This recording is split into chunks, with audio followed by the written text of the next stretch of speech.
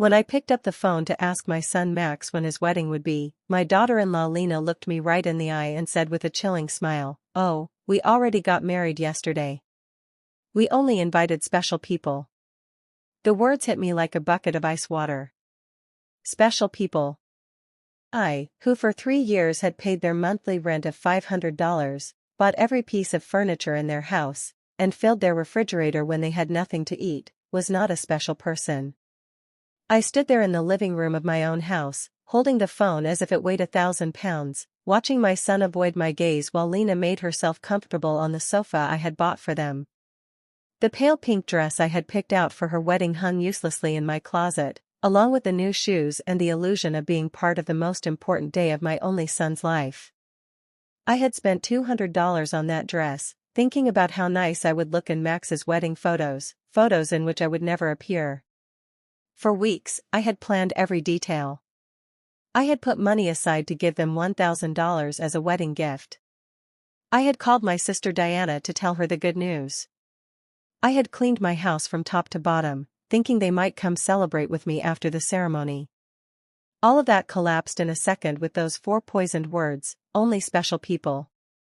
Max finally lifted his gaze and said in a rehearsed-sounding voice, "Mom, it was an intimate thing, very small, just the 2 of us and the witnesses." But I knew it was a lie. I saw the photos on social media. I saw Lena's parents proudly posing next to the bride and groom. I saw her siblings toasting with champagne.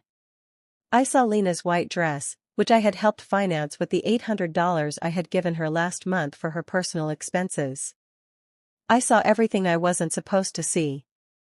A week later, exactly 7 days after that humiliation, Lena called me with a completely different voice. She was no longer the confident woman who had excluded me from her wedding. Now she sounded desperate, almost pleading. "Renata, the rent is overdue. The landlord is pressuring us and says if we don't pay this week, he will kick us out. You forgot to make the transfer." Her voice trembled slightly, as if the world were ending. I was silent for a few seconds, remembering all the times I had run to the bank to make that transfer, all the times I had cancelled my own plans to make sure they had a roof over their heads, all the times I had eaten beans and rice so I could give them money for their desires. And now, after they had excluded me from the most important moment of their lives, they had the audacity to call me as if nothing had happened. "Lena," I said with a calm that surprised even me, "didn't I warn you that I only help special people?" The silence on the other end of the line was so deep that I could hear my own heart beating.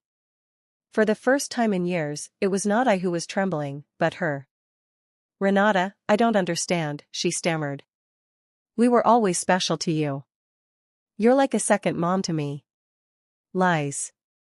All lies, wrapped in that sweet voice she only used when she needed something, the same voice she had used to ask me for money for the wedding dress, for the honeymoon, for the rings, which I had helped finance without knowing I would never see the ceremony where they were exchanged.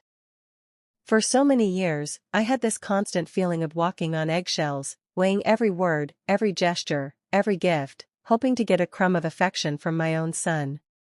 I was the perfect mother, the obliging mother-in-law, the silent provider who never protested when they treated me like I was invisible.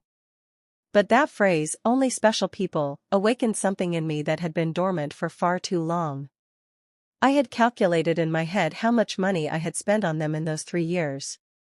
Between rent, food, gifts, emergencies, and whims, it was over $20,000, $20,000 I had taken from my retirement, from my savings, from the money my late husband had left so I could live my last years in peace. And what was all that for? To be treated like a stranger on my own son's wedding day. That night, after I hung up, I sat on my bed and cried. But they weren't tears of sadness. They were tears of anger, of accumulated frustration, of years of silently endured humiliation. I cried for all the times they made me feel that my love was a burden, my presence a hindrance, my money the only thing I had to offer. I cried for the foolish mother I had been, for the woman who had lost herself trying to be indispensable to those who considered her dispensable. When I woke up the next morning, something inside me had changed. It was not just the pain of betrayal. It was something deeper, colder. I stood up and looked at myself in the bathroom mirror. The same tired eyes as always, the same wrinkles that told stories of years of giving love without getting it back. But there was something else in my gaze, a hardness I didn't recognize, a determination that had been buried under years of compliance. I went to the kitchen and made coffee, as I had every morning for 40 years. But this time I didn't think about calling Max to ask how he had slept. I didn't check my phone in anticipation of a message from him apologizing for the previous day's humiliation. For the first time in a long time, I was my own first concern of the day. I sat at the table where I had so often planned surprises for them, counted bills for their expenses, and cried silently when they treated me with indifference. Now, this table would be a witness to something completely different. I took out my checkbook, my bank statements, and started to do the math. I wanted to see in exact numbers the extent of my own foolishness. Monthly rent of $500 multiplied by 36 months was $18,000. Food and supplies, approximately $200 a month, was another $7,200. Birthday gifts, Christmas gifts, anniversary gifts, at least $3,000. Lena's medical emergencies, $800. The car loan they never paid me back, $2,500. The air conditioner repair in their apartment, $600. The living room furniture, $1,200. $33,400. That was the exact sum of my generosity, $33,400 I had wasted from my husband's inheritance, from my pension, from the savings I had put aside penny by penny for decades of honest work. All that money thrown out the window to keep two adults comfortable who couldn't even pretend to respect me. The phone rang, and I saw Max's name on the screen. Normally, my heart would have pounded as I ran to answer, hoping he would finally apologize and explain that everything had been a misunderstanding, but this time I let it ring once, twice, 3 times. Finally, it fell silent, and I continued drinking my coffee as if nothing had happened. 10 minutes later, it rang again. This time, it was Lena. I let it ring, too. Then, a text came from Max, "Mom, please answer.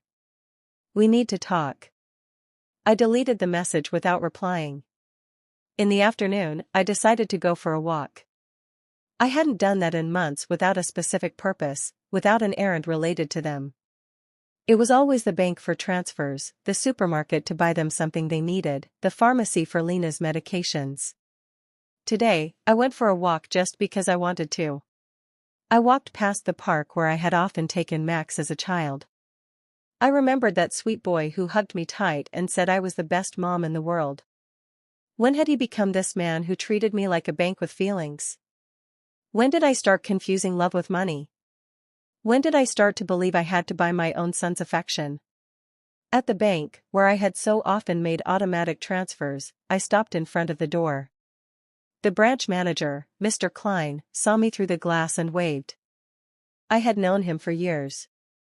He had processed every one of my transfers to Max and Lena.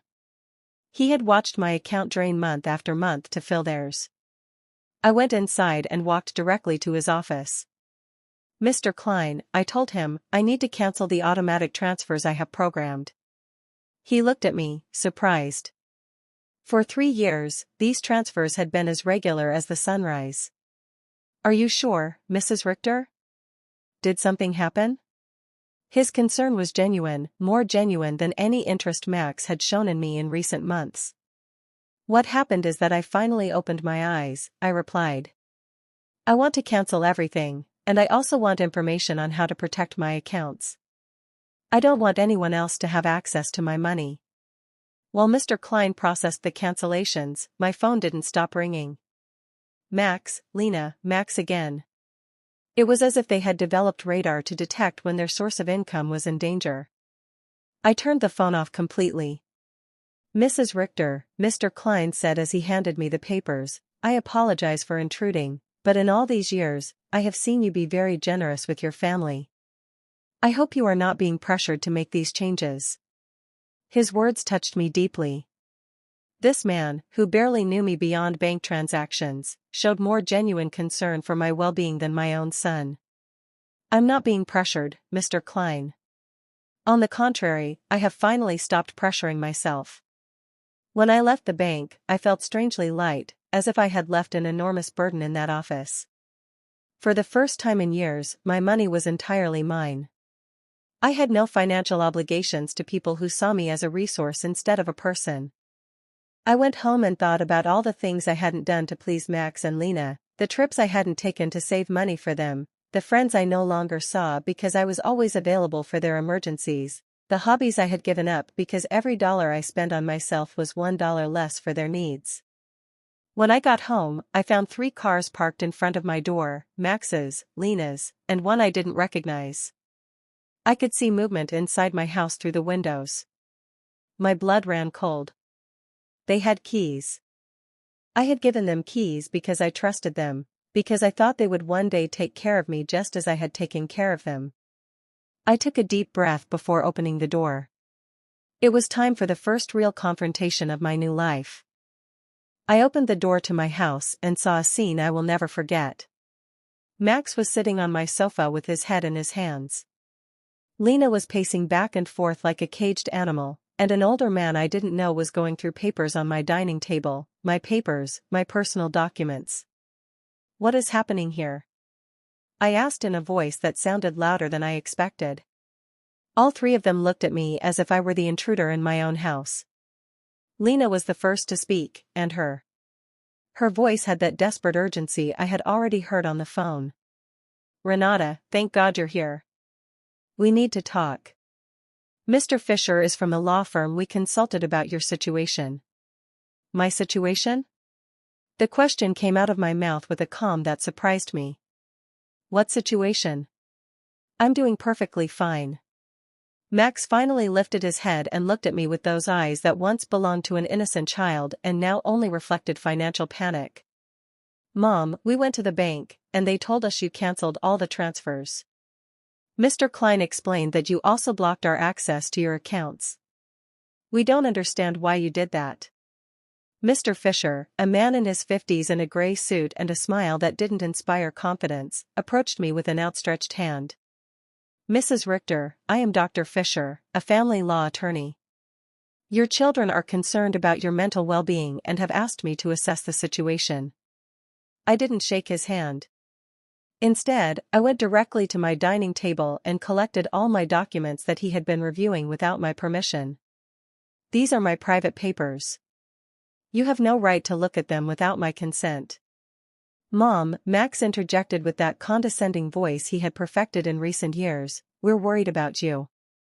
Your behavior has been very strange lately. First, you financially cut us off without an explanation. Then, you don't answer our calls. We think you might need professional help.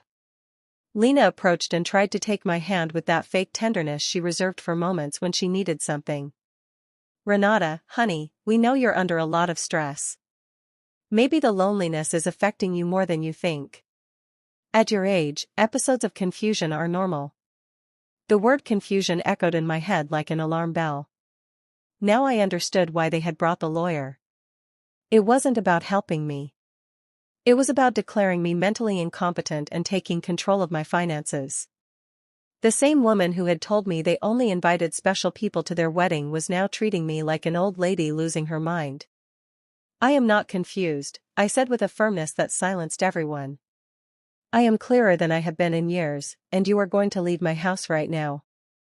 Mr. Fisher interjected with that professional voice lawyers use when they want to sound reasonable.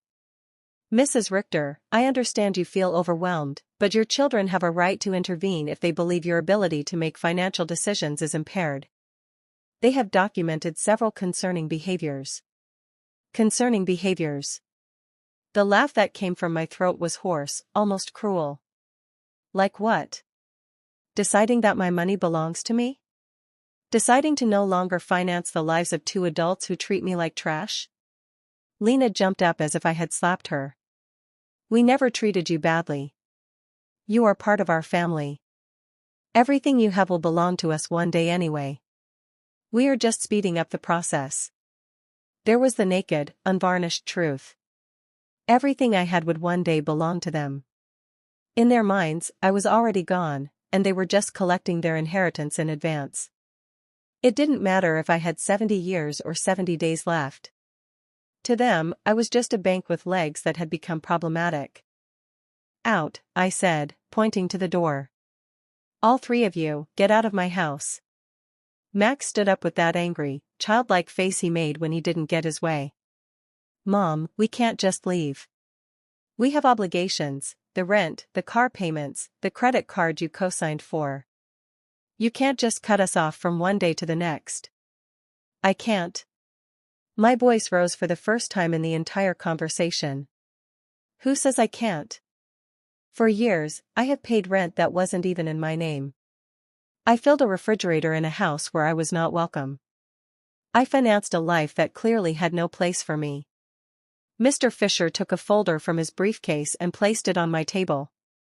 "Mrs. Richter, we have prepared some documents that could facilitate this transition, a power of attorney that would allow Max and Lena to manage your finances more efficiently.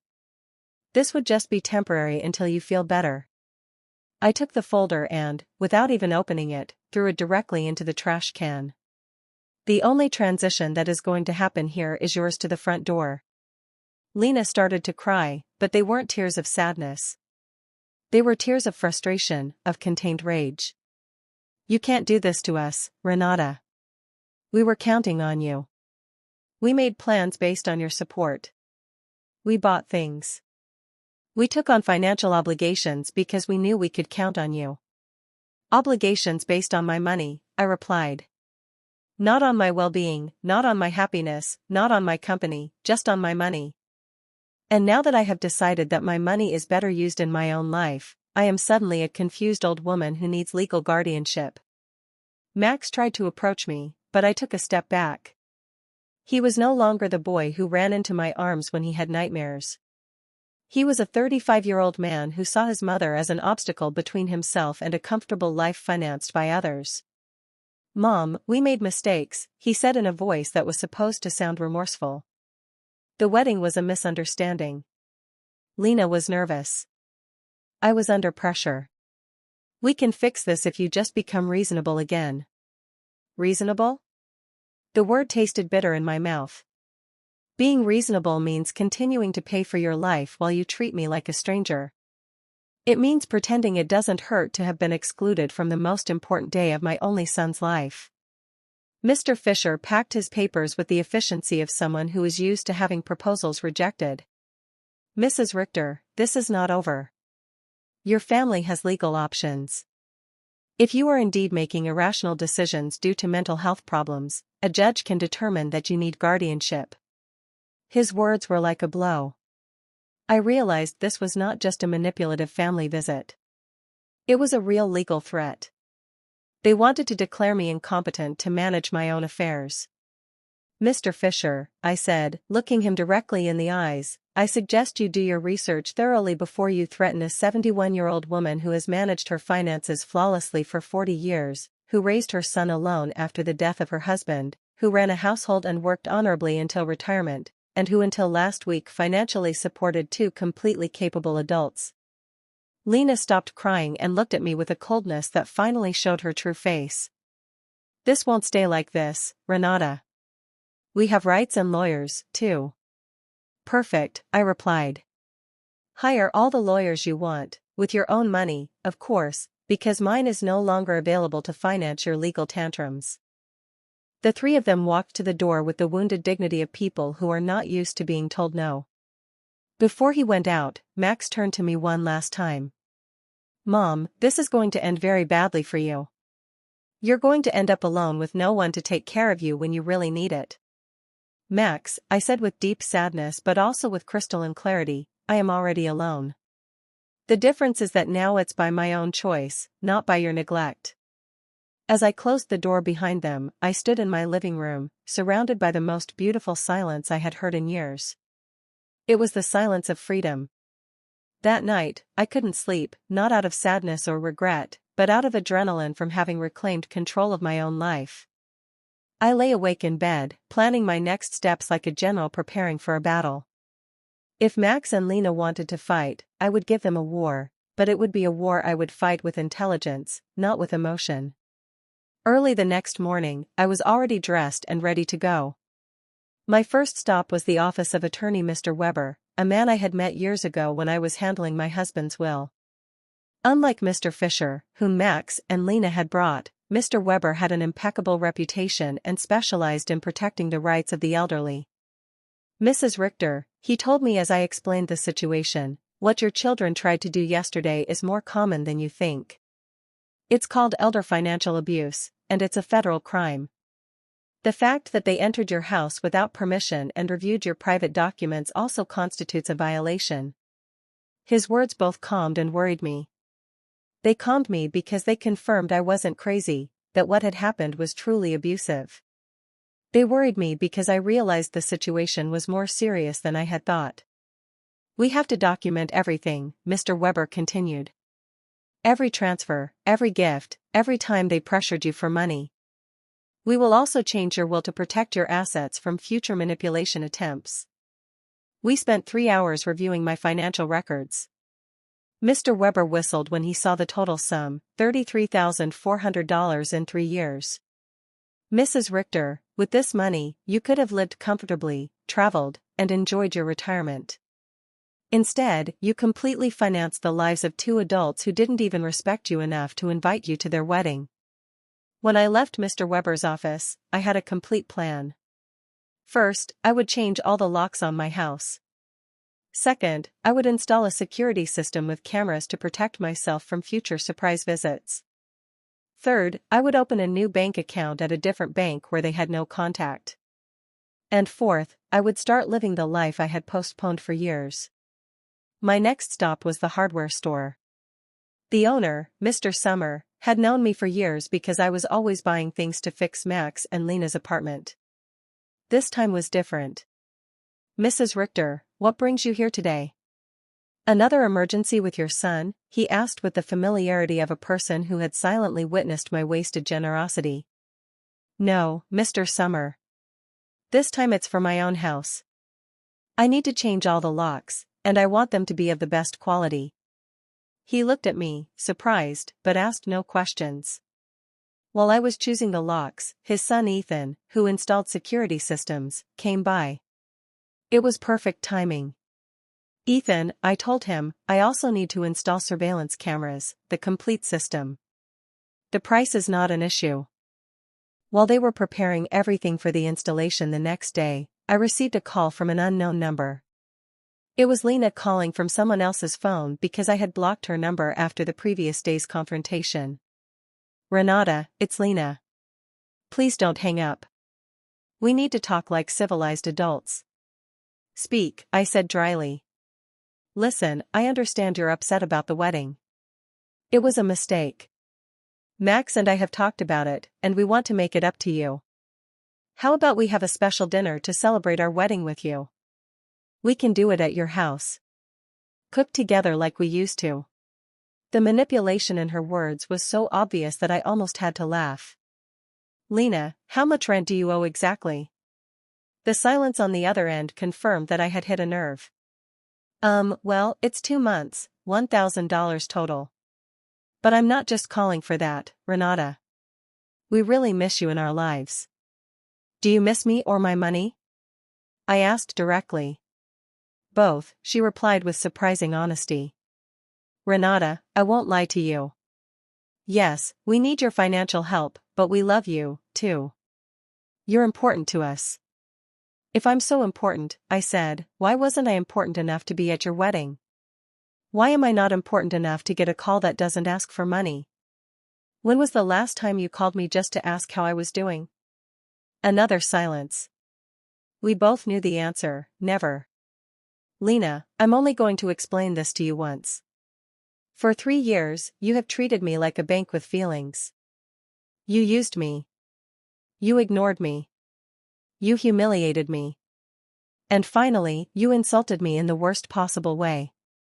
Now that the money is running out, you suddenly discover you love me. Renata, please." I cut her off. "There is no please. You made your choice when you decided I wasn't special enough to be at your wedding. Now I'm making mine." I hung up and turned the phone off completely. I didn't want any more interruptions on my day of liberation. That afternoon, I went to the beauty salon I hadn't been to in over a year. I always canceled my appointments because Max or Lena needed something urgent or because the money I had set aside for myself became an emergency for them. Mrs. Richter, my favorite hairstylist, Cynthia, called out, "What a surprise. I thought you had forgotten us." "I didn't forget you, Cynthia. I just forgot that I also deserve to be pampered." I treated myself to the full treatment: cut, color, manicure, pedicure. For the first time in years, I spent money on myself without feeling guilty. While Cynthia worked on my hair, she told me about her life, her children, her dreams. It was refreshing to have a conversation that didn't revolve around Max and Lena's needs. "You look beautiful, Mrs. Richter," she said when she was done. "But more than that, you look free. Did something good happen?" "Yes, Cynthia. I finally learned to say no." When I got home that afternoon, there was a car in front of my door that I didn't recognize. My heart raced for a moment, thinking Max and Lena might have come back with reinforcements, but as I got closer, I saw an older woman sitting on the steps of my porch. "Mrs. Richter?" she asked as I got out of the car. "Yes, that's me. Can I help you?" "I'm Eleanor Brooks. I live next door. We've been neighbors for years, but we've never had a chance to talk. Yesterday, I heard very loud voices in your house, and I got worried." "Is everything okay?" Her sincere concern touched me deeply. Here was a stranger who showed more interest in my well-being than my own son. "Come in, Mrs. Brooks. I'll make you a coffee, and I'll tell you a story you won't believe." While I was making coffee, I told her the whole situation. Eleanor listened without interrupting, nodding occasionally. And when I finished my story, her eyes were filled with tears. "Mrs. Richter," she said, "you did the right thing. I went through something similar with my daughter 5 years ago. I also thought it was my duty to finance her adult life. I also believed they wouldn't love me if I didn't give them money. What happened? I cut off the money when I realized they only called me when they needed something. At first it was terrible. They threatened me emotionally, blackmailed me, tried to make me feel guilty. But after 6 months, my daughter called to genuinely apologize. Now we have a real relationship based on love, not on money." Her words gave me hope and confirmed that I had made the right decision. "Do you think Max and Lena will understand one day?" "Maybe yes, maybe no," she answered honestly. "But that's no longer your responsibility, Mrs. Richter. Your responsibility now is to live your own life." That night, for the first time in 3 years, I went to bed without worrying about whether Max and Lena had money for rent, for food, for their whims. I went to bed thinking about myself, my plans, my future, and I slept better than I had in years. The next day, Ethan and Mr. Summer came early in the morning to change the locks and install the security system. While they worked, my phone didn't stop ringing from unknown numbers. Lena was still trying to contact me from different phones, but I had developed a new skill, completely ignoring calls that didn't suit me. "Mrs. Richter," Ethan said as he installed the cameras, "this system will give you absolute peace of mind. You can see from your phone who is coming to your house even when you're not here. And if someone breaks in without permission, an alert is automatically sent to the police." The irony was not lost on me. I was installing a security system to protect myself from my own son, but it didn't hurt as much as it used to. It was simply a practical measure to maintain my newfound peace. While they were working, I decided to do something I hadn't done in years: call my sister Diana. We had lost touch because every time we talked, I would tell her about Max and Lena's successes, about how much money I had spent on them, about how proud I was to be able to help them. I now realized that our conversations had become financial reports disguised as family news. "Renata," Diana answered, surprised. "Sister, how are you? We haven't spoken in months." "I'm good, Diana. Better than good. I'm calling you to tell you that I've finally come to my senses." I told her the whole story from the beginning: the secret wedding, the humiliation, the visit with the lawyer, my decision to cut off the funding. Diana listened to me in silence. And when I was done, her answer surprised me. Renata, sister, it was about time. Every time we spoke, it broke my heart to hear you brag about how much money you gave them, as if love could be measured in dollars. I wanted to tell you something, but I didn't know how. What did you want to tell me? That Max never spoke lovingly about you when I saw him at family gatherings. It was always, my mom helped me with this or my mom bought me that, but never I miss my mom or I love my mom. It was as if you were a service provider, not a person. Her words hurt, but it was a necessary pain, like when a doctor cleans an infected wound. It hurts, but it's part of the healing. You know what else I noticed? Diana continued. Lena always spoke about you in the future tense. When Renata is no longer here, we can remodel her house, or when we inherit, we will invest in the business, as if they were waiting for you to pass to really live. This revelation hit me like a bucket of ice water. They didn't just see me as a bank. They saw me as a temporary obstacle between them and their money. While I was trying to make them happy, they were planning their future without me. After talking with Diana, I sat in my kitchen processing all this information, years of marriage to a man who truly loved me, 35 years of raising my son alone after my husband's death, and 3 years of financing 2 adults who saw me as a $100,000 obstacle. The doorbell rang, and on the new cameras I saw it was Eleanor with a mug in her hands. I opened the door, and she handed me a freshly brewed coffee. I thought you might need some company after everything you told me yesterday, she said with that sincere smile I had already come to appreciate. We sat in my living room, and Eleanor told me more details from her own experience. My daughter said the exact same thing to me that Lena says to you, you're like a second mom to me.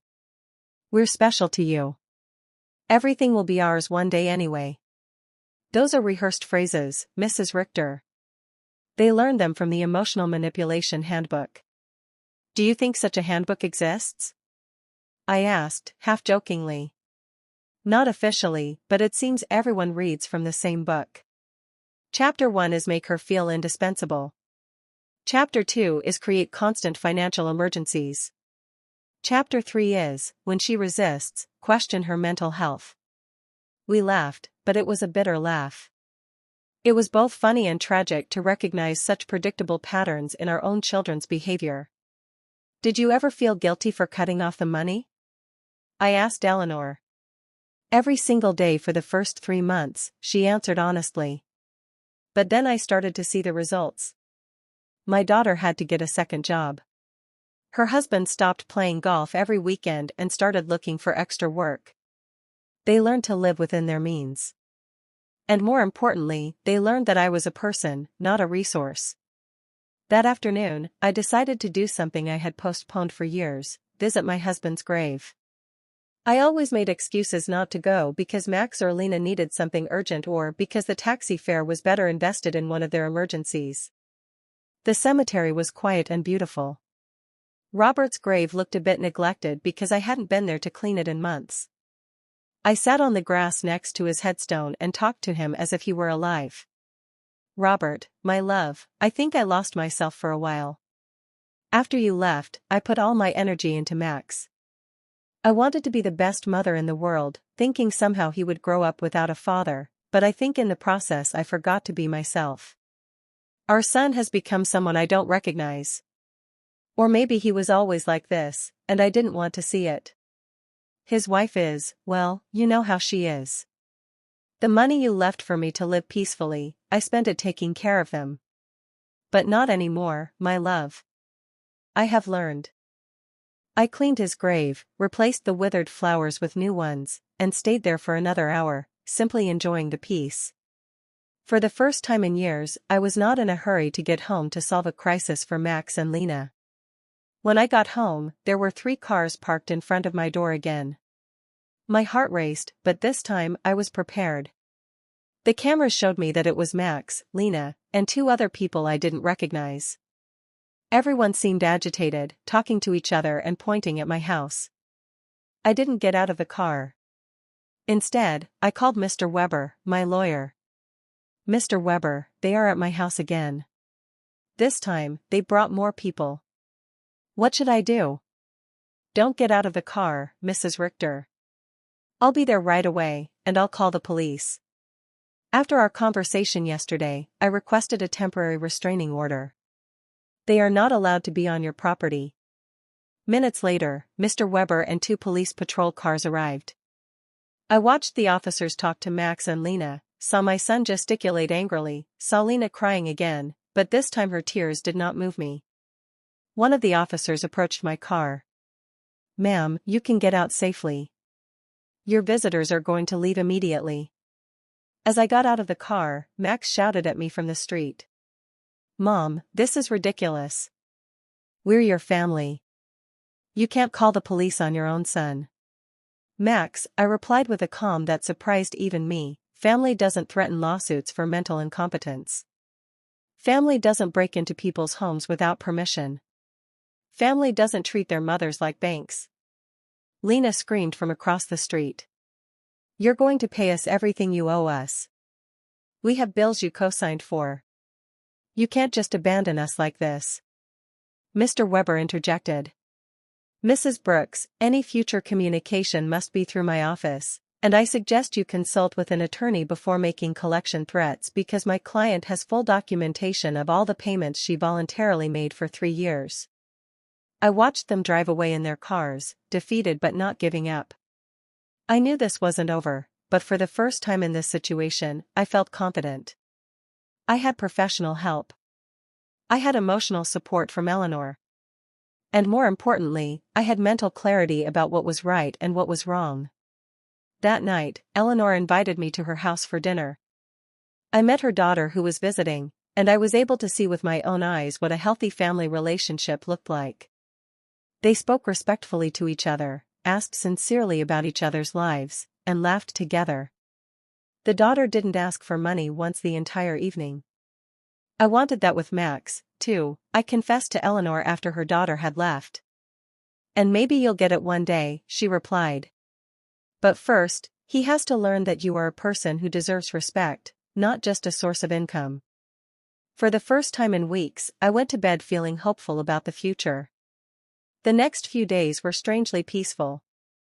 The surveillance cameras showed me that Max and Lena were driving past my house several times a day, sometimes slowly, sometimes they parked for a few minutes, but without getting out. It was as if they were studying my routine, looking for the perfect moment for their next move. Mr. Weber had advised me to document every one of these visits, so I kept a detailed log with the date and time. "Their persistence will work in our favor," he had said. "Every time they show up after we've told them not to approach, it strengthens our case for a permanent restraining order." One morning, I was calmly having breakfast when the doorbell rang. The cameras showed me a very well-dressed young woman with a folder in her hands and a professional smile. I didn't recognize her, but something about her posture told me it was not a social visit. "Good morning, Mrs. Renata Richter," she said as I opened the door. "I am a social investigator from the Office of Senior Services. We have received a report that you may be in a high-risk situation, and we need to conduct a wellness check." My blood ran cold.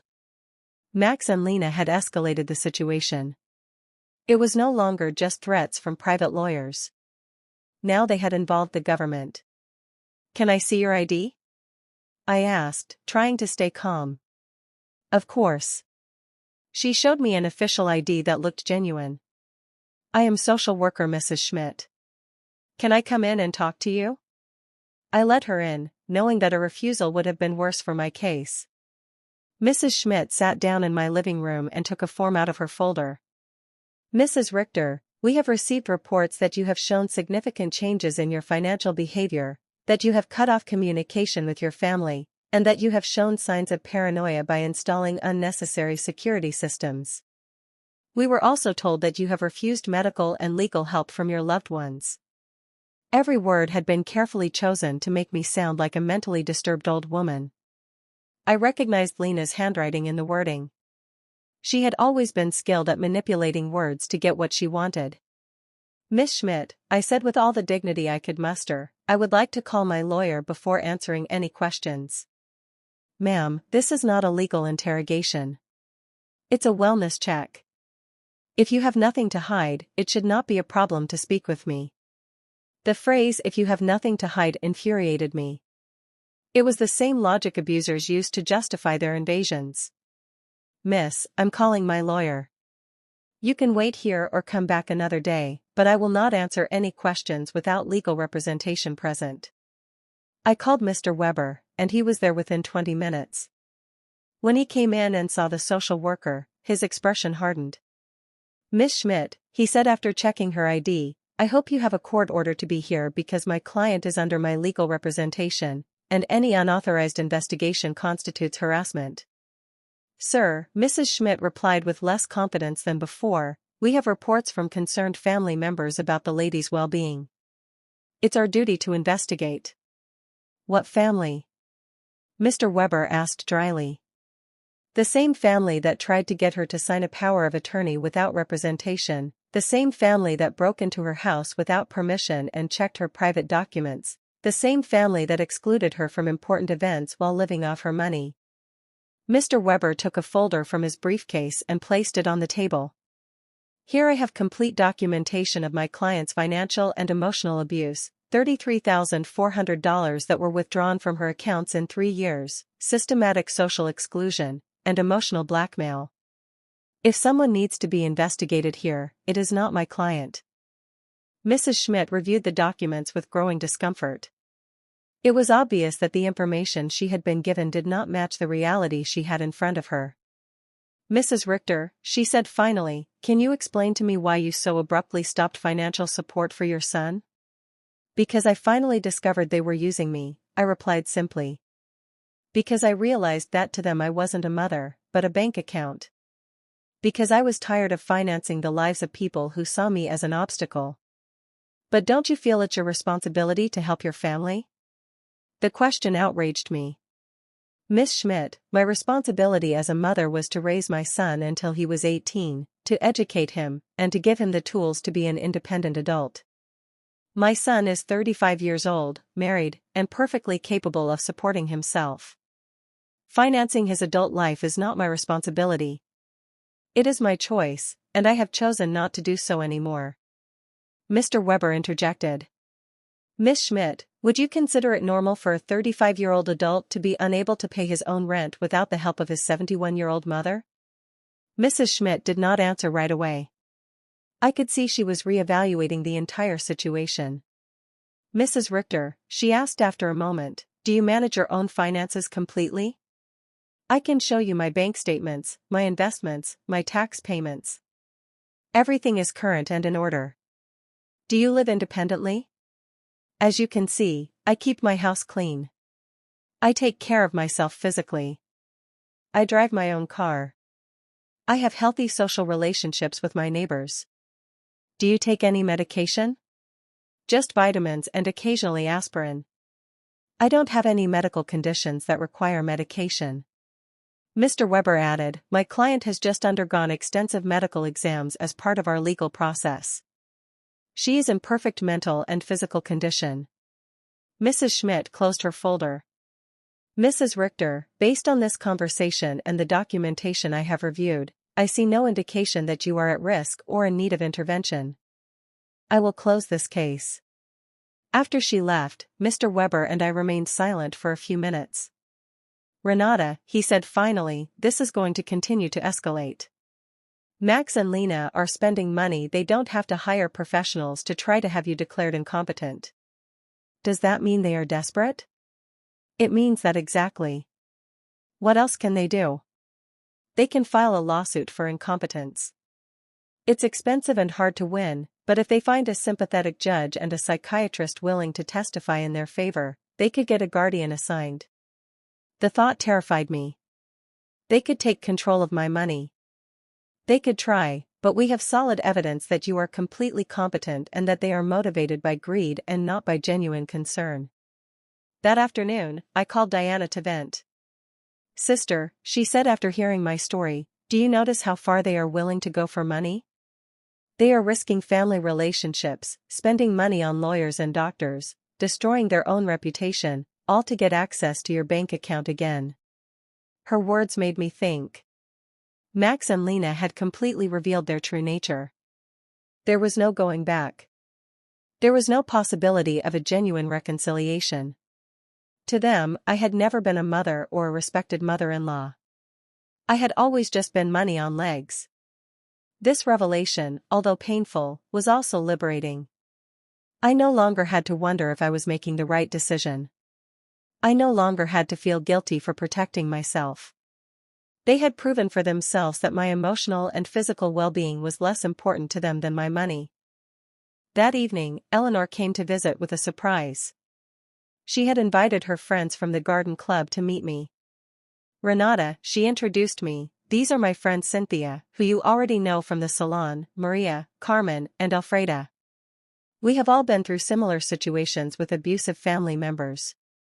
We spent the evening sharing stories. Maria had had to set boundaries with a brother who constantly asked her for money. Carmen had cut off her relationship with a daughter who only visited when she needed money.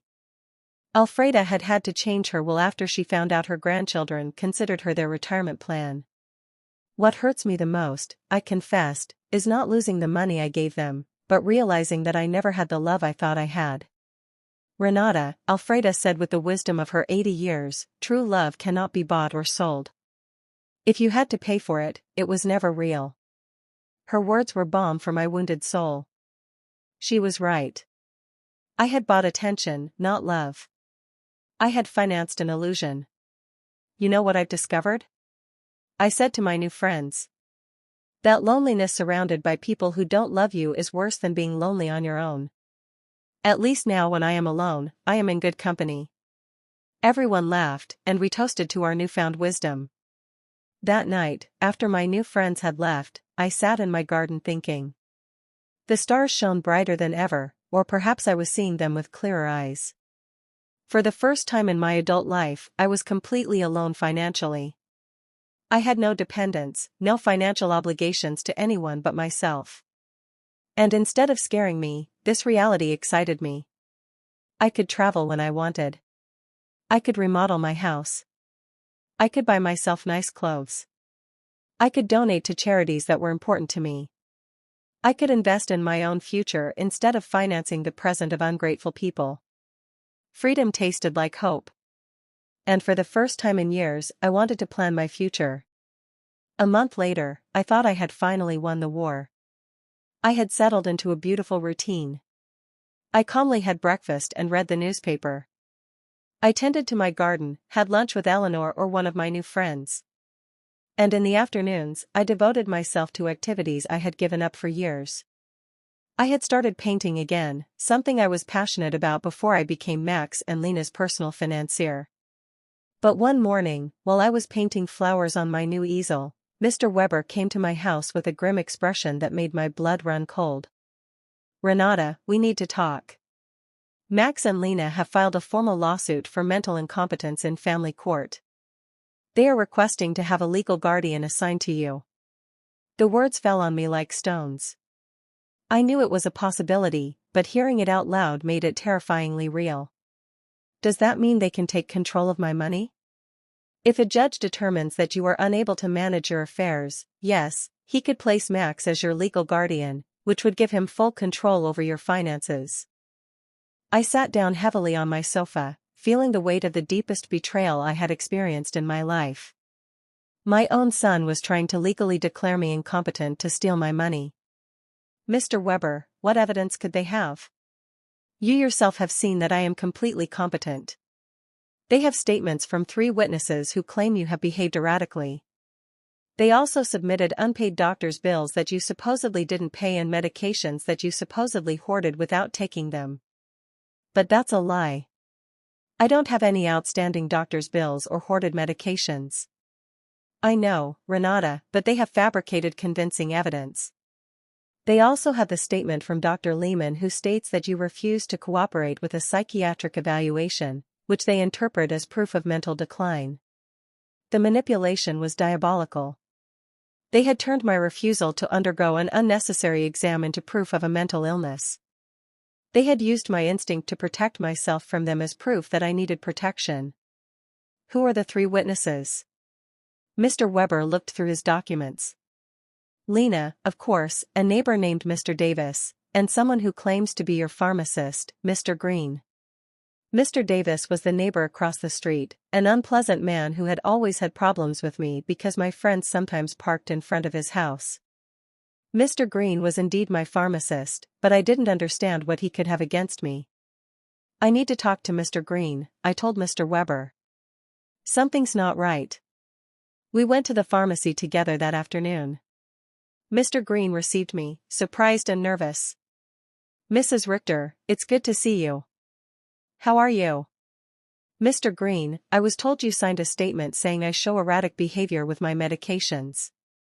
His face turned red as a tomato. Mrs. Richter, your daughter-in-law came in a few weeks ago and asked about your medications. She said she was worried because you were acting strangely. And what did you tell her? I explained to her that you only buy vitamins and occasional aspirin, that you don't have any regular medical prescriptions, but she insisted that this was proof that you weren't taking adequate care of your health. Mr. Weber interjected. Mr. Green, did you sign a paper? She brought a document that said I was confirming that Mrs. Richter had irregular medication purchases. I thought it was for her health insurance or something. I didn't know it was for a lawsuit. My own pharmacist had been tricked into signing something he didn't fully understand. Lena's manipulation knew no bounds. Mr. Green, I said, I need you to write a statement explaining exactly what happened and clarifying that I have no problems with medications. Of course, Mrs. Richter. I am terribly sorry for this misunderstanding. After the pharmacy, we went to confront Mr. Davis. When we knocked on his door, he received us with obvious hostility. What do you want?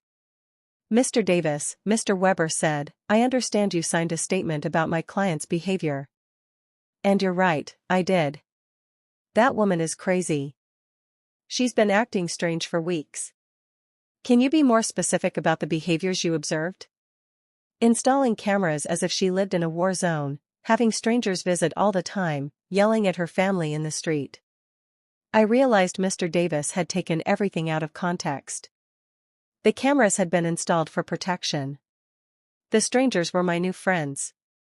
The yelling was me defending my house from Max and Lena's invasions. Mr. Davis, I said, do you know why I installed the cameras? No, and I don't care.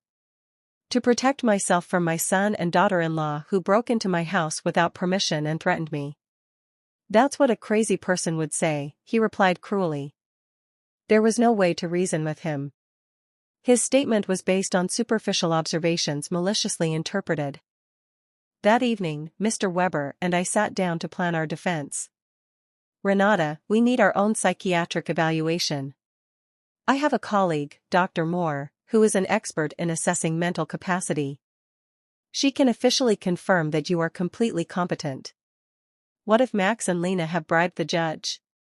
What if none of this matters because they have already decided to declare me incompetent?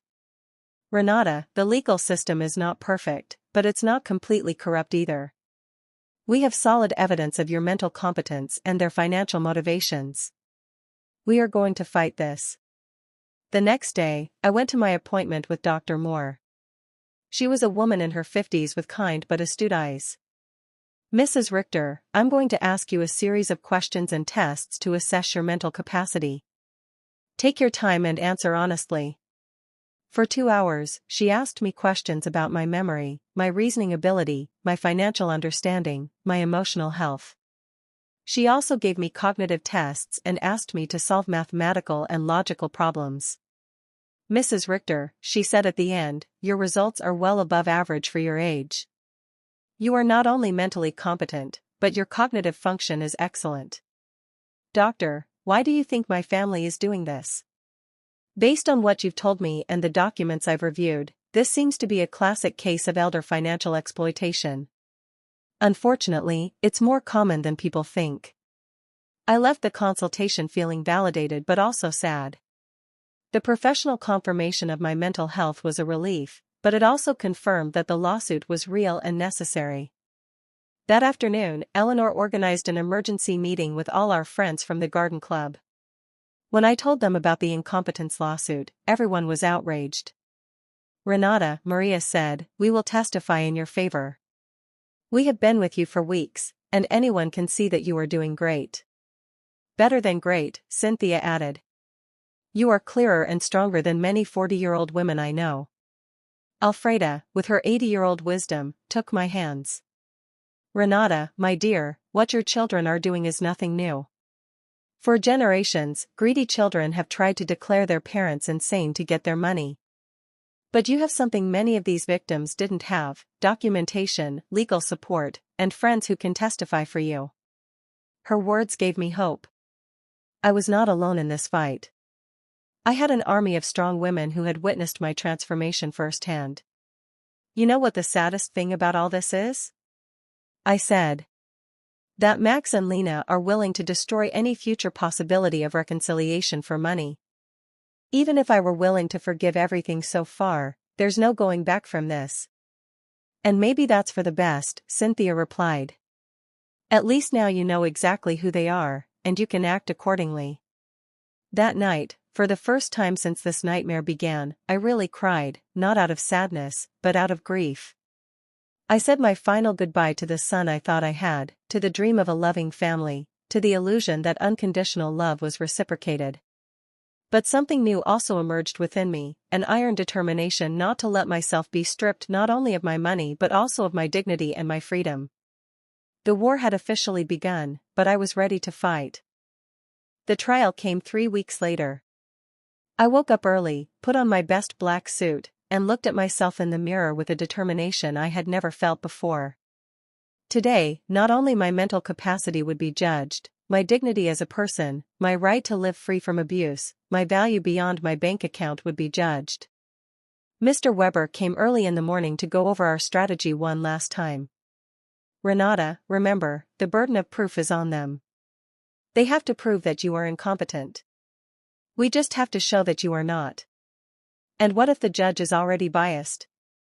Judge Miller has a reputation for being fair. I researched his past cases, and he doesn't automatically favor families. He is dedicated to protecting the rights of the elderly. We arrived at the courthouse early in the morning. In the hallway, I saw Max in a new suit that he probably bought for the occasion and Lena dressed in black as if she were at a funeral. Maybe it was the funeral of our family relationship. When our eyes met, Max avoided my gaze, but Lena held my gaze with a coldness that confirmed that for her, this was just a business transaction. Their lawyer was an older, elegant man with the kind of confidence that comes from winning similar cases before. When he began his opening statement, his strategy was clear: to portray me as a confused old woman who had been manipulated by strangers to alienate me from my loving family. Your Honor, he said in a solemn voice, Mrs. Renata Richter has shown a clear mental decline in recent months. She has cut off all financial support for her family without a rational explanation.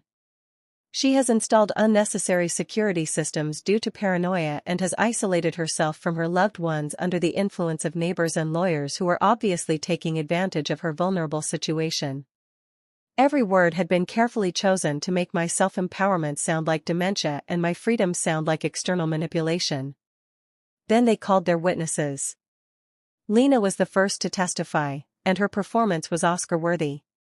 She cried as she described how I had completely changed, how I had become hostile and paranoid, how I had isolated myself from the family that loved me.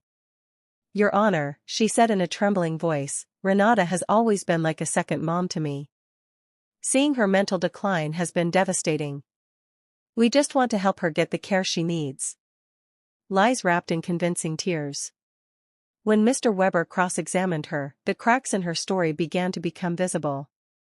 Mrs. Schuster, can you tell the court when was the last time you called my client without asking for money? Lena stammered.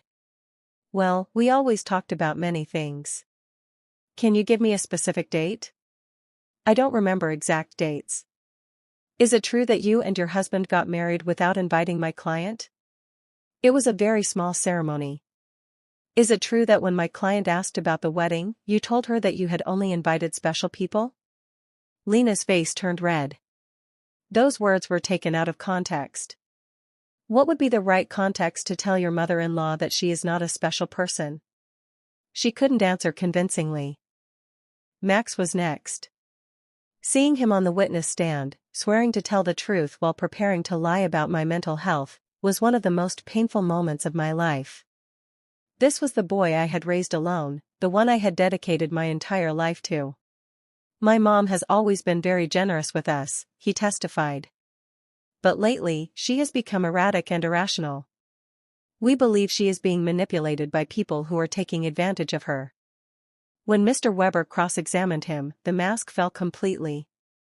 Mr. Richter, how much money have you received from your mother in the last 3 years? I don't know the exact amount. Does $33,400 sound about right? Maybe. She's always been generous. And how many times have you visited your mother without asking for money? The silence was deafening.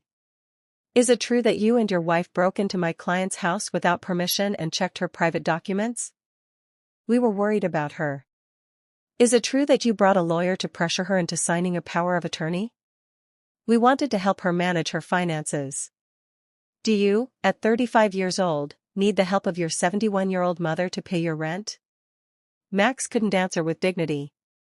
Mr. Davis testified about my supposed erratic behaviors, but when Mr. Weber asked him for details, he admitted that he had never spoken to me directly and that all his information was based on superficial observations.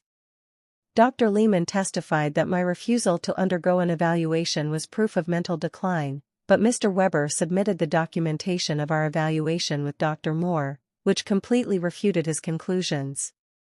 Then it was our turn. Mr. Weber first called Mr. Green, my pharmacist, who explained how he had been tricked into signing a statement that distorted my medication buying habits. Dr. Moore testified about my excellent mental state and presented the results of the cognitive tests, which had been flawless. Mr. Summer from the hardware store testified about my mental competence and explained that my decisions to cancel automatic transfers were completely rational and had been processed correctly. Eleanor and my friends from the Garden Club testified about my clarity, my newfound vitality, and my ability to maintain healthy social relationships. Finally, it was my turn to testify. I stood up with dignity and walked to the witness stand, feeling the weight of 71 years of experience, of wisdom gained through pain, of strength discovered in adversity. Mr. Weber guided me through my testimony, letting me tell my whole story, the $33,400 spent in 3 years, the humiliation of being excluded from the wedding, the constant emotional manipulation, the violation of my privacy, the legal threats. Mrs. Richter, Mr. Weber finally asked, why did you decide to stop financial support for your son and daughter-in-law? Because I finally understood that what I was getting from them was not love, I replied in a clear, loud voice. It was a commercial transaction disguised as a family relationship. My money was welcome, but I as a person was not. Do you regret your decision? I only regret that it took me so long to make it. Max's lawyer tried to make me appear confused during his cross-examination, but I answered every one of his questions with clarity and precision. When he tried to imply that my new friendships had manipulated me, I explained to him that for the first time in years, I had relationships based on mutual respect and not on financial interest. In his closing argument, Max's lawyer insisted that I was a victim of external manipulation. Mr. Weber's rebuttal was devastating. Your Honor, what we have seen here is not the case of an incompetent old woman, but that of a woman who has finally found the strength to free herself from years of financial and emotional abuse. The plaintiffs have presented no real medical evidence of mental incompetence. What they have presented is frustration because their source of income has decided to exercise her legal and moral right to protect her own resources. Judge Miller retired to deliberate for 2 hours that felt like 2 years. When he came back, his expression was serious but clear. After reviewing all the evidence presented, he began, "It is obvious to this court that Mrs. Renata Richter is in full possession of her mental faculties. Professional psychiatric evaluations confirm her cognitive competence. Her financial decisions, as painful as they may be for her family, are completely rational and within her rights." My heart began to beat faster. Furthermore, the judge continued, "The evidence suggests that this lawsuit is motivated by financial interest rather than by genuine concern for Mrs. Richter's well-being. The court completely denies the request for guardianship." I had one. I had not only won the lawsuit, but also my freedom, my dignity, my right to live free from the abuse of those who supposedly loved me. When we left the courthouse, I saw Max and Lena talking angrily with their lawyer. Lena gave me a look of pure hatred before she walked away. Max looked at me one last time, and for a second, I saw something that could have been regret, but it was already too late. That night, Eleanor organized a celebration at my house with all our friends. We toasted to justice, to freedom, to the sisterhood of strong women who support each other. Renata, Alfreda told me, today, you didn't just win a trial. You won back your life. She was right. For the first time in years, the future was completely mine. I could travel. I could love. I could create. I could live without fear, without guilt, without manipulation.